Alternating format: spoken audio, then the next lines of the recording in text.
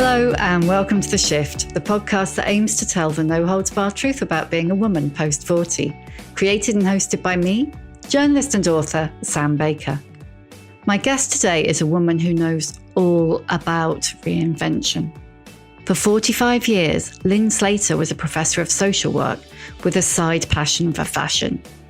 Feeling burnt out, she started a blog aimed at women like her who wanted to talk about clothes and the way they shape our identity.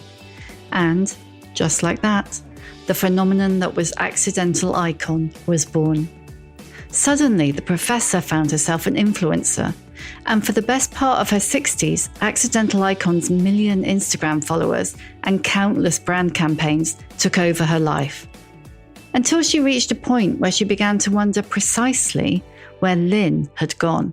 I don't know, I became kind of dead in a way. All my creativity seemed to go away and I started to just become super unhappy. Now, in How to Be Old, a story of aging, identity, and what it means to be comfortable in your own skin, Lyn has done it again. At 70, she's a debut writer, something she's dreamt of from the age of 7. What happened when I started to just put myself out in the world was that I was just on an adventure having fun. Lyn joined me from her home on the Hudson to talk about why we need a new narrative for aging, intergenerational belligerence, her rebel grandmother, and the unlikely feminism of nuns. We also discussed how she lost herself to life online, how Accidental Icon gave her body image issues, deciding to swap fashion for family, and why she's finally realised she doesn't have to be the good bad girl anymore.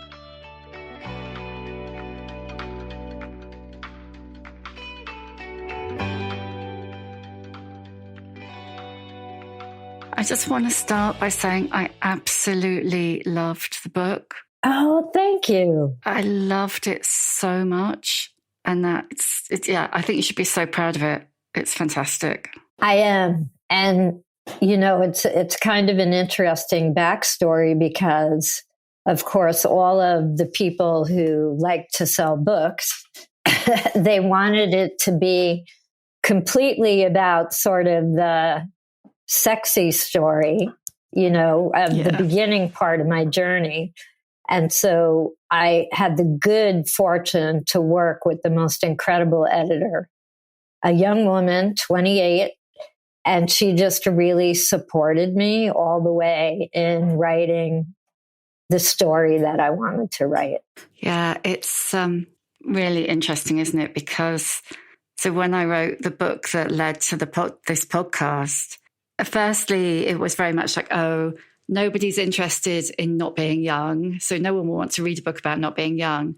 But actually, and then it was like, oh, the only people who listen to the podcast are old people. But actually, one of my biggest audience groups is 25 to 34. Same.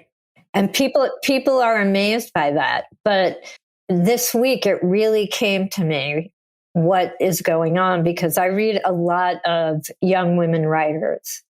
And many of them are feminists, and they are really looking at marriage and divorce and, you know, really, really wanting the truth about things, right? And they want to speak the truth about it. And I've had a number of interviews this week where I was being interviewed by a young woman. And the questions that they were asking had nothing to do about, you know, sort of idealized aging. One of them said to me, "Are you afraid of dying?" Interesting. They now, I think, want to get beyond the fear that society has created about getting old. And, you know, that's part of why I quit, because this was a very privileged and idealized version. And so I think our job as older women, and we have these audiences, is really to talk to them about, tell them the truth. That yes, parts of it are glorious. Yes, many opportunities, but also parts that really suck and have a lot of challenges. And I think creative stories of how we meet those challenges, whether it's, your lifelong partner dying, or, your mother dying, or this question about how are we thinking about our own deaths. I think we're in a serious mood time.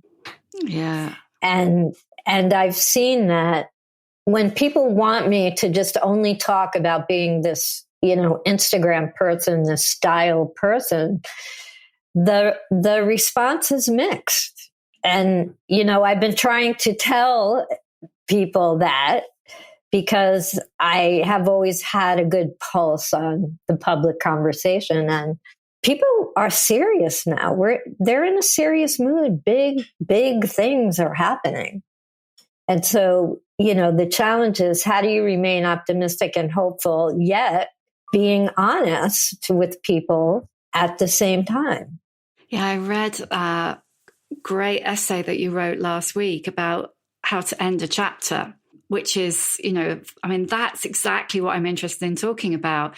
And you were saying in that, people only want to have the conversation about how you became the accidental icon in your 60s, but not crucially about how you're now becoming Lyn. Right. And that's, to me, yes, of course, accidental icon is interesting, and how what led to that. But what's really interesting to me and to the listeners, I know, will be how you recognize the end of a chapter, how you keep reinventing, and how you make a path for yourself in a world where older women are either not seen, or they are idealized in some way or another. Like you say brilliantly in the book, the media has two ways of being old. You can either be kind of shuffle off and be senile and crumbly, or you can fight against, and that's not a choice if you're not privileged, but that's it. That's the way. And if you're a woman, it's worse. Yes. And I think that, these two narratives of decline, and dependence, or, thriving and not needing anyone, right? It's two polarizing narratives, just like most of the conversations become right now, at least in this country. Oh, same here, yeah. And I think the fact is, at either end, that's about 3% on the decline end, 3% on the very privileged end. And we're not representing, 95% or 94% of who are truly older women aging and living right now. That's my next challenge that I'm going to take on. And, I think what you said before too, like, why aren't people saying, when I have conveyed that I had a dream to be a writer my whole life that had to be deferred, why are they not asking me, how does it feel to be a published author for the first time at age 70? Has truly no one asked you that? No one has asked me that question. Everything has been about being accidental icon, with the exception of some of these younger women who want to talk much more about aging and the challenges and opportunities that come with it. Well, let's start there. How does it feel to have achieved that dream? Something that you wanted to be from the age of 7. Yes. At 70, here you are. It's a thing. It's in your hands. How does that feel? It feels incredible, and it feels like a reward, because throughout my life, I was in a situation where I had to work, I had to have a career, then I became a mother, and, you're going up that career path. I had to go back to school and get a PhD. I am being a mother and worrying, like, okay, where am I going to find childcare today? And, that younger life is often a very stressful time. And because we have a failure of imagination and we don't daydream when we're young about what kind of older woman we might be, right? I realized if I knew if I had had that daydream of, well, just sit tight, you're going to get through this and you will do it someday, that would have been such a comfort to me.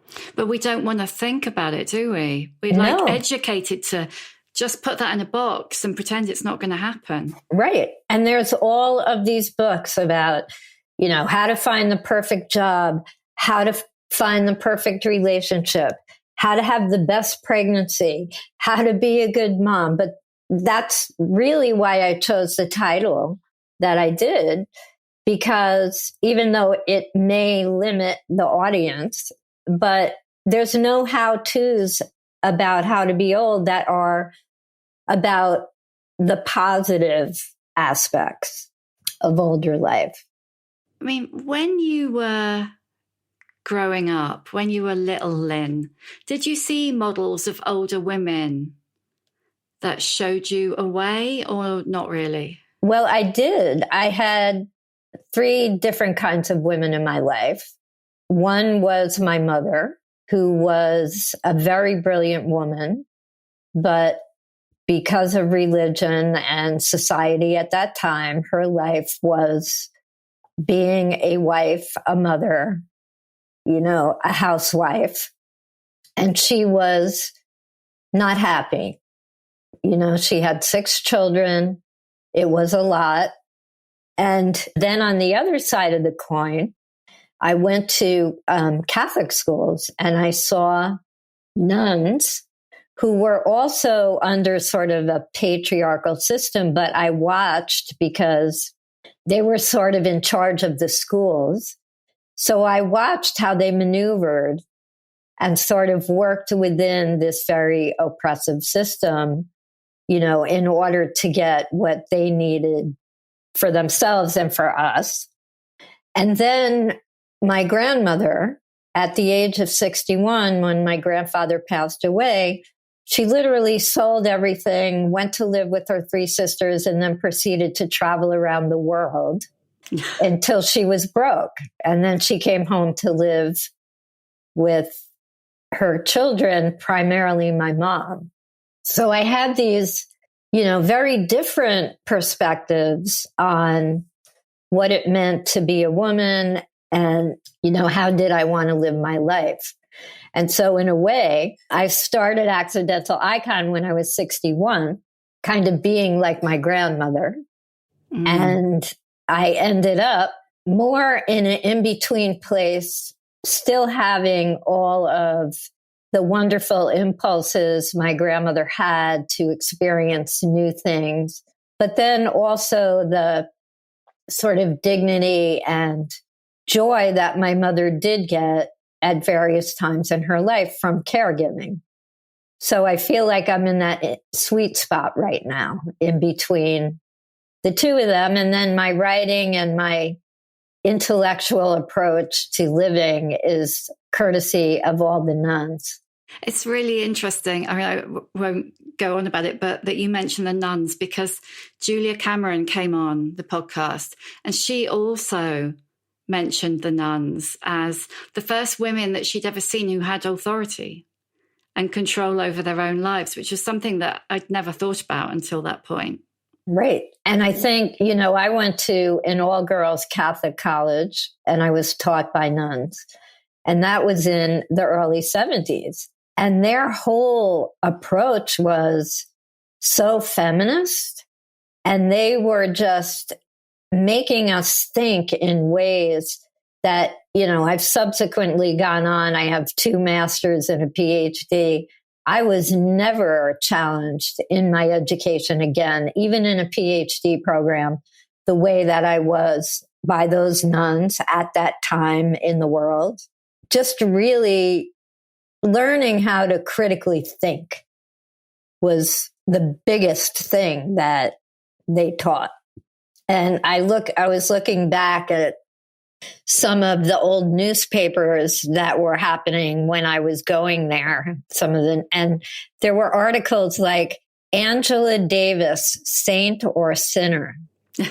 And they were looking at both sides of what in other more conservative colleges and circles, a woman who was being demonized, right? And so here they were putting in front of us a woman of color who was very rebellious, almost an anarchist in some of her moments.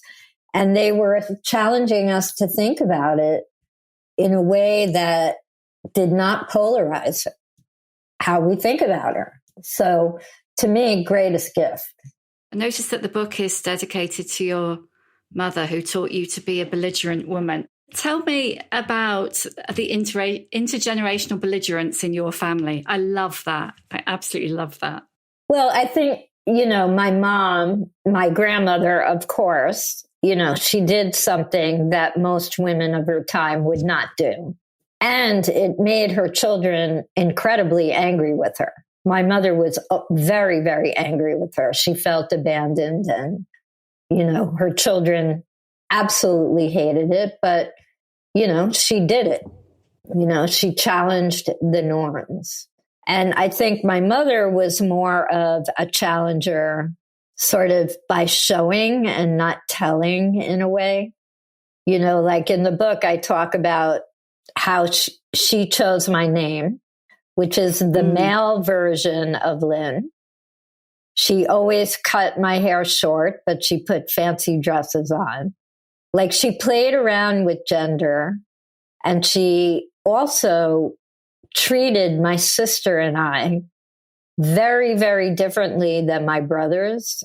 And we always resented it because we felt like she was being way tougher on us. But she was really preparing us to be women in the world, and in the world where women still to this day don't have equal pay and things like that. So, and then, my daughter was belligerent from, the moment she was born.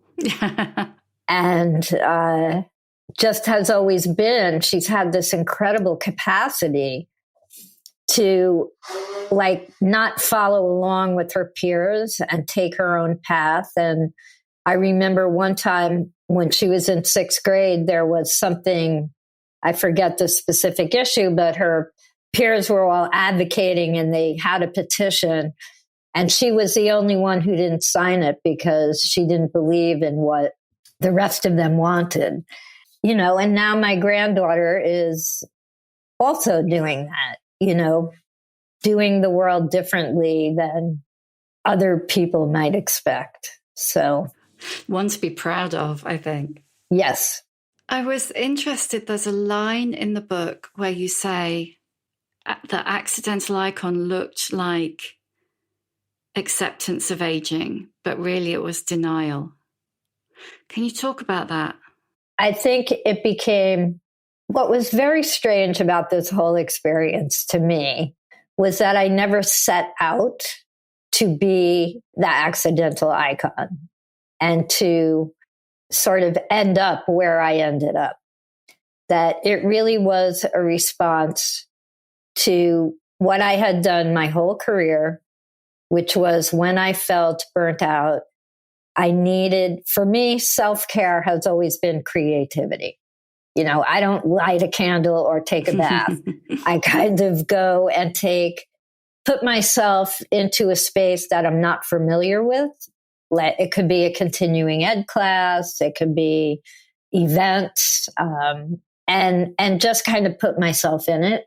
And so it really began as a way for me to express that I was feeling burnt out in academia. And I just wanted to write and study clothes, actually, not even fashion, but the power of clothes and the power to impact identity and what they say about society.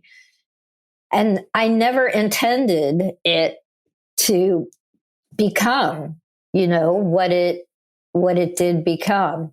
So I think what happened when I started to just put myself out in the world was that I was just on an adventure having fun. I had no intent that it had anything to do with age. And then once I was out there, society made it about age, right? And even the narrative over the years changed, because in my early years, if you look at sort of the articles that were written about me and the press about me, it was about me as an individual who was this social work professor who accidentally, reinvented herself into a completely different life. And it was about creativity and it was about reinvention. And at some point, I never talked about age. And people would always ask me, like, well, how do you feel about being 62 and a model or whatever? And I would say, I'm not going to talk about age. You can just look at my photos. I'm performing what it can be. And so as it became bigger and I started to have more of a luxurious, glamorous life, it got transformed into this more idealized vision of aging. What was the point where you started to feel that accidental icon had become more you than Lyn? If that made sense. Did that make sense? Yes. Yeah. And I think one of the blessings, right, of writing a memoir is that you really can go back and look at things and, get some epiphanies along the way. And what I realized, as I was looking back in time and I was sort of documenting the story and the narrative, that in 2019, up until 2019, I had been working as a full-time professor still. And I had been doing other social work consulting. And it was so jarring, but I made a decision to retire from teaching so I could spend more time on Accidental Icon. And now I saw that that's when I began to lose myself and to really get swept up and sort of lose the Lyn of me. And as long as I was being a professor and doing my social work thing, I had one foot in reality and in the real world. But once I just decided to go full on with Accidental Icon, I became a digital body. I lived most of my life online.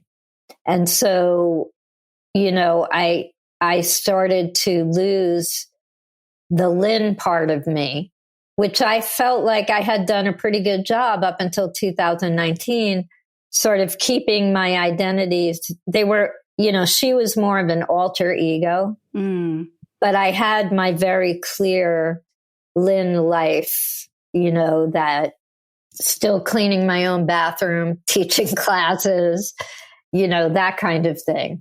And just really a kind of working class life, as a social work and professor. I never in my life broke six figures, And so this, in the losing of myself, came the opportunity to make a lot of money, which my retirement savings at that point were pretty paltry, given that many of the jobs I had did not have pensions or things like that. So it was, tempting.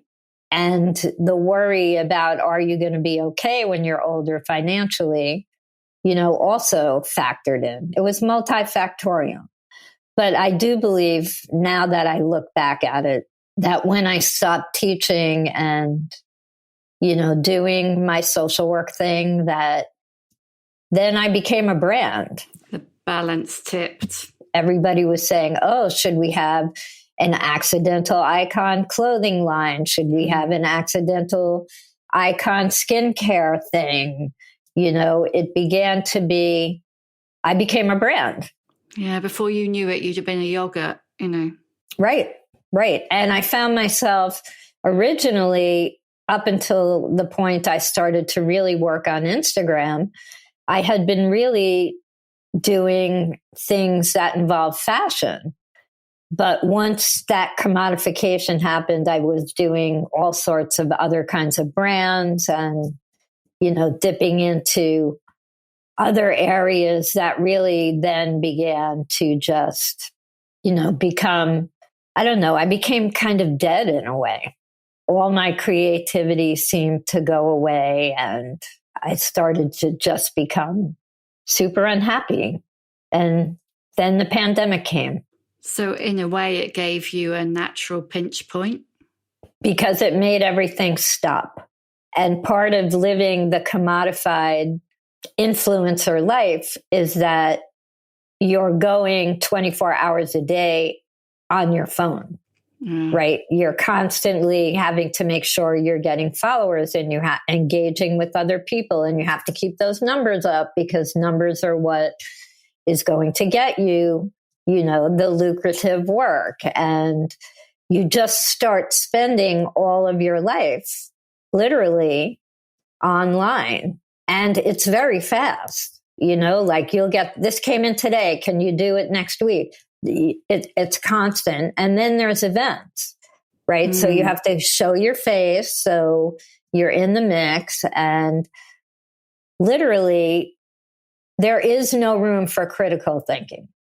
And as a social worker and a professor, I always built a room into my process to reflect and think on how I was teaching, how I was working with the client, what things about me were coming in that I had to think about. And so being in that world just really allowed me no time. And then the pandemic, in that way, because it made everything stop, it made me stop.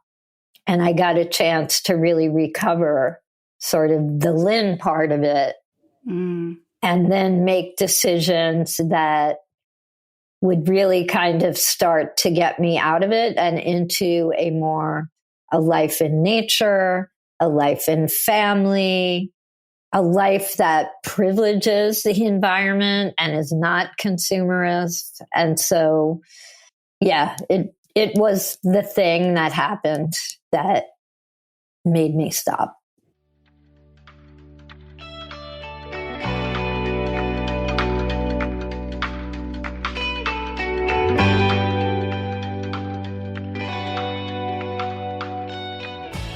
I noticed something when I was reading the book, and it could just be a coincidence, but it struck me a bit that the demise of Accidental Icon did run in parallel to your mother's death. Yes. Were you aware of that at the time, or is that a hindsight thing? I think that's a hindsight thing, because when I moved from New York City and I did start to leave, a big reason was to be closer to my mother. And so for the first year I lived here, she was still, pretty good. And then through a whole series of things, suddenly went into a decline. And so, that's really interesting. I'm going to have to think about that more. That's an amazing observation, because I think probably it did, in a way. I think my mother's joy in having us around her, even as she died, made me really, it's very interesting, because shortly after my mother died, my daughter found out she was pregnant, and she had been trying for a very long time and unsuccessfully. And I think perhaps that is why, my daughter had 6 weeks maternity leave, which is obscene. Yeah. And there was there was so much illness in the world at that time still, as we were coming out and everybody's immune systems were, just not working the way they needed to. I made the decision to offer to my daughter that I would take care of my grandson rather than him going to daycare for the first year of his life. And so I think probably that impulse was as a result of my mother, like just showing the joy at the end of her life that she felt with having her children around her and her grandchildren. So I think perhaps the birth of my grandson is very tied into her leaving.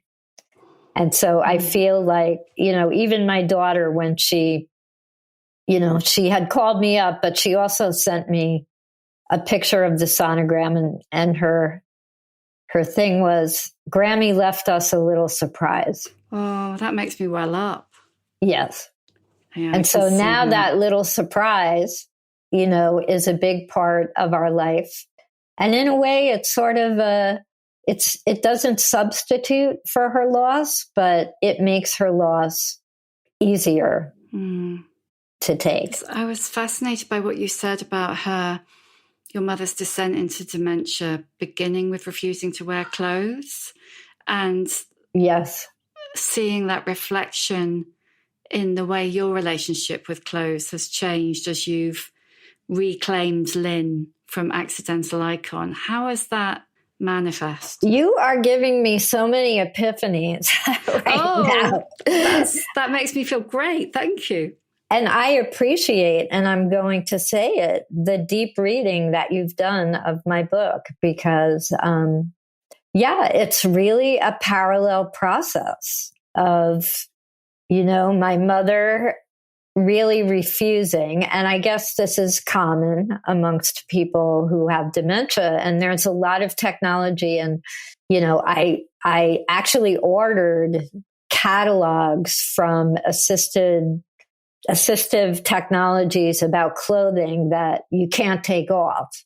And at first, I was kind of buying into this idea that she needed to be dressed. And she was so adamant about it. And this aide was trying to get her dressed, and she was so distressed. And she turned to me and she was like, please stop making them do this. And it was at that moment that myself and my siblings who were taking care of her, like we just said, okay, our advocacy has to shift now. It's how can she be naked in a dignified way, which is a creative challenge, right? And it's a just a bit. Right. The creative challenge is not how do we make that woman get dressed? The creative challenge is how do we grant her wishes in her dying? And again, when I went back and I looked at the pictures, I was able to see her body, which was just breaking down every day, as something that was beautiful and something to not be afraid of. Did it change your approach to your own body? I think definitely, because when you're in that world and you're unthinking, right, you do take on, like, I never really had issues around my body until I was the accidental icon in the losing of myself. And during the year I was taking care of my mom, and after her death, I actually put on some weight. And I was starting to torture myself about it, and I was like, oh my gosh, this is like accidental icon. This is not you. And I have a great doctor who said to me, basically, she said, you know what, you were underweight before. And as you age, that puts you at great risk of frailty. And so these few extra pounds on you is actually a good thing. And it's not like you're unhealthy, but again, another shock, like, whoa, I've internalized these horrible ideas about how an older body must look. And I think for me now, that's part of my distress about seeing all of these, again, on that other end of the aging polarization, people doing things like at 90, like running marathons. And yes, that's wonderful. And there are some people who are 90, but I think more distressing are the images of older women who look young because of this labor that they're doing on their bodies and on their appearances and putting in like hours a day. I mean, I know my metabolism is in the mud. Yeah. And for me to look like some of the women who are being represented, it would mean a good 3 or 4 hours of working out and aerobic activity. Yeah. And so the question is, where do you want to spend your labor as an older person? And so for me, I was like, you made one decision and now you need to make another. How much labor are you going to keep putting into your appearance? And I think it's so distressing for younger women to see that, because so many of them now are trying to challenge, how our bodies are viewed and what does beauty mean and what kind of outfit do I have to wear? Like, a lot of young women are saying, I'm so tired of that. This is exhausting, this amount of time and money spent on appearance, which I think social media has fueled. Totally, yeah. And it's labor. That's what people don't get. It's labor and it's money, right? And so when you come to my age of 70, the question is, and I wish people asked it earlier in their life, where do you want to spend your money and your labor? And is it really on your appearance? Like, let's break that down. And so I think more stories of women who are older, who are still laboring, but they're doing it in incredible, life-giving ways. Those representations need to get out. Yeah, I mean, you've written an essay about it on Instagram, but you also say in the book, you talk about a moment, I think when you were about 60, when you looked in the mirror and got a shock because you didn't recognize the person that you saw. And I think everybody, certainly everybody listening to this will recognize that moment, will have had that moment. Who do you see when you look in the mirror now? I see an older woman who has beautiful skin without using products, maybe some moisturizer, who has a very healthy body, which is a privilege. Yes, she does have pain in her knees.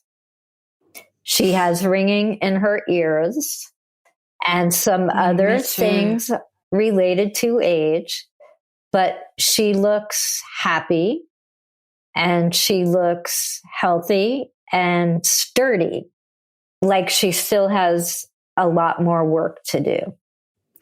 There's a lovely picture, one of many lovely pictures of you and your partner Calvin on your Instagram. And I burst out laughing because you're both wearing shades and you're looking very, very cool. And then you in the caption, you say it's because we want to protect our eyes from macular degeneration, which just to me, that's because I wear sunglasses all the time and for similar reasons. The light brightness hurts my eyes. And it just really, really made me laugh because what you see and the reality behind it, and the problem with social media is that you just don't, unless you look, you don't see what's going on behind. Right. And I think the important message is, it's not mutually exclusive to acknowledge the disabilities and risk that are inevitably going to come if you are lucky enough to have a very long life. My mother was 95, and that means I could have 25 more years of life. And so, you can still be cool and have macular degeneration, right? They're not mutually exclusive. And that is the messaging, I think, that we need to focus on. I mean, it's like when you talk in the book about the way fashion approaches or doesn't approach older people.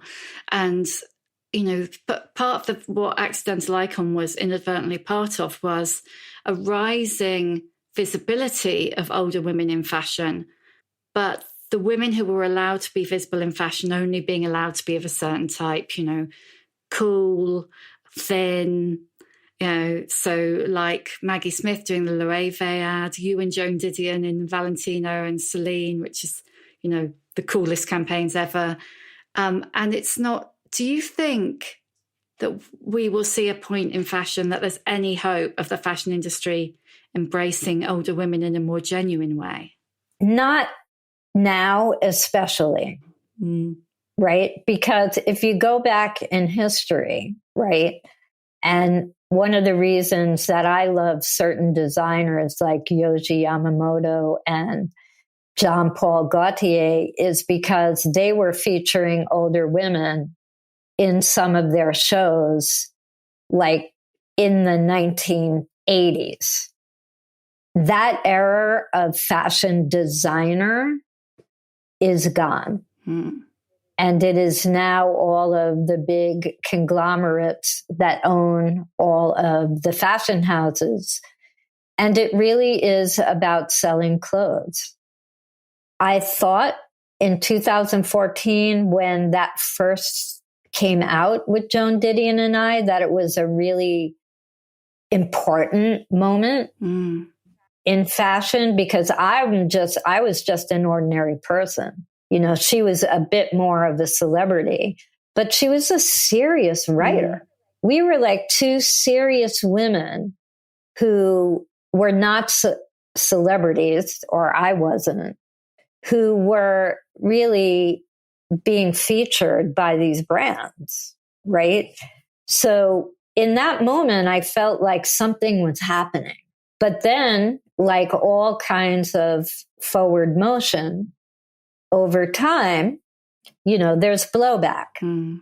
And for me, I could see it in the different narrative about me over time, where at the end, I was being featured not as Lyn Slater, an individual who reinvented, a professor, this interesting individual. I was put into these categories with other people whom I had nothing in common with except we have gray hair, and we were being called senior influencers and Instagrammers. So patronizing. So, yeah, in answer to your question, not hopeful it will be genuine engagement. They'll continue to feature celebrities. Yeah.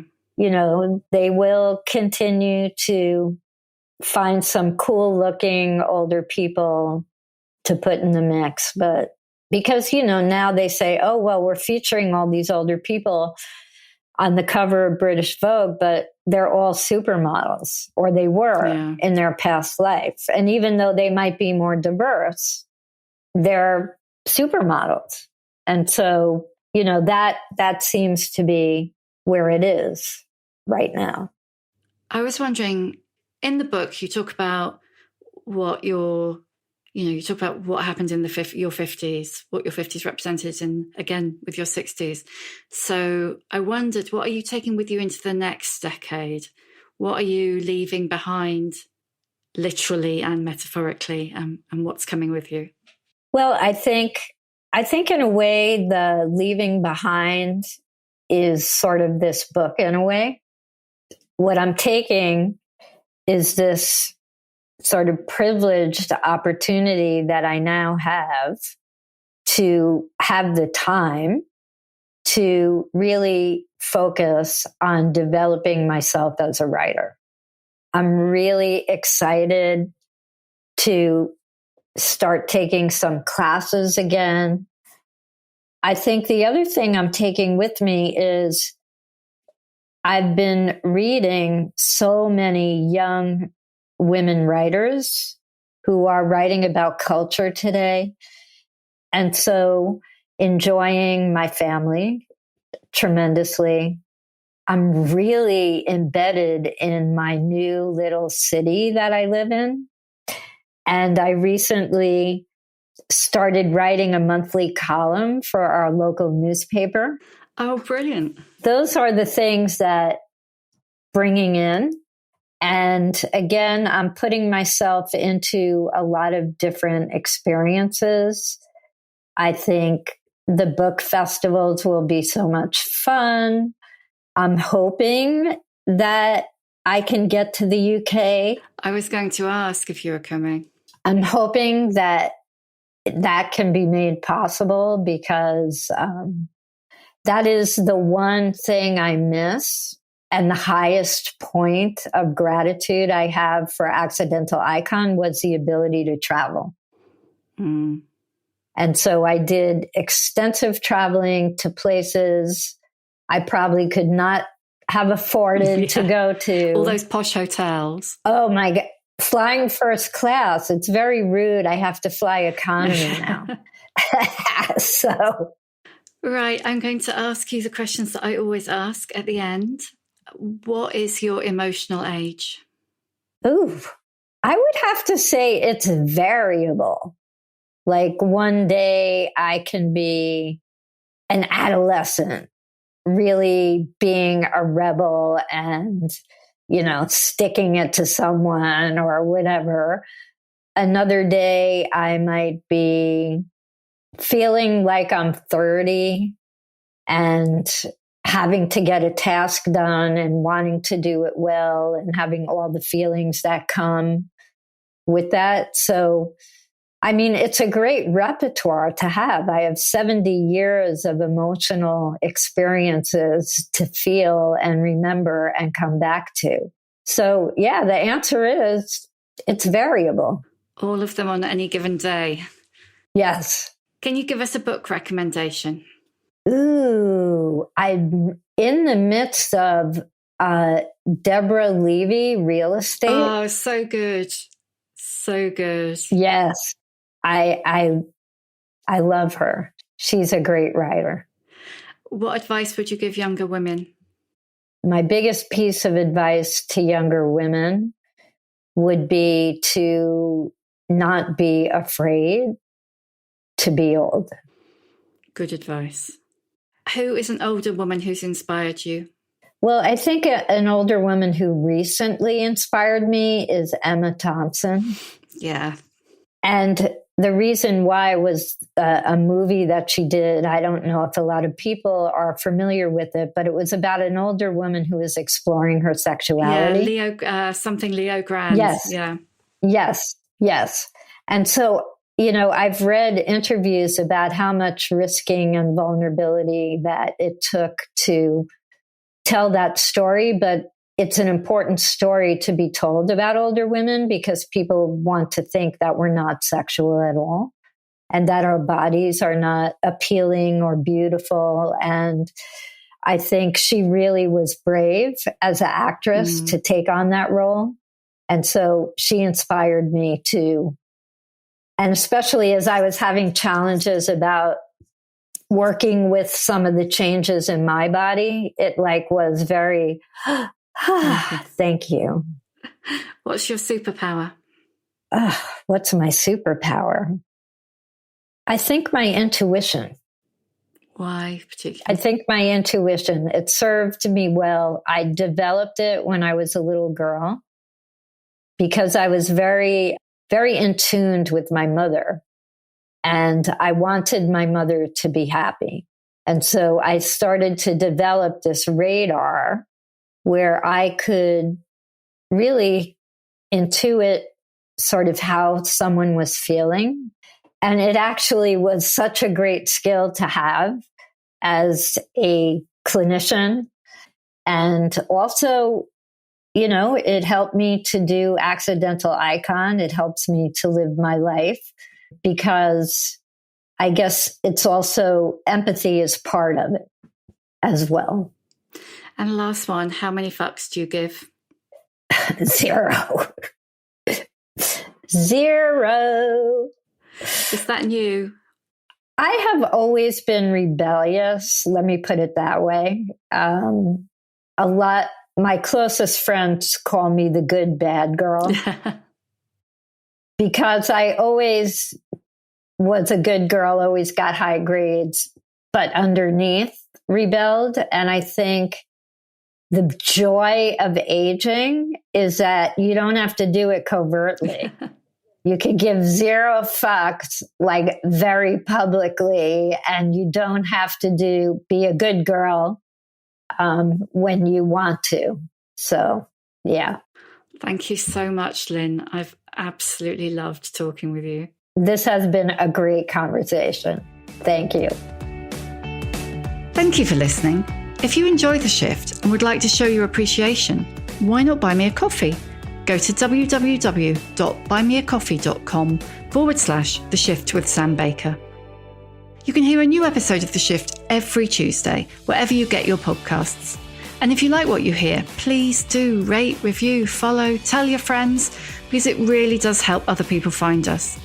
And if you'd like to know more about my own experience of shifting, my book, The Shift, How I Lost and Found Myself After 40, and you can too, is out now in paperback.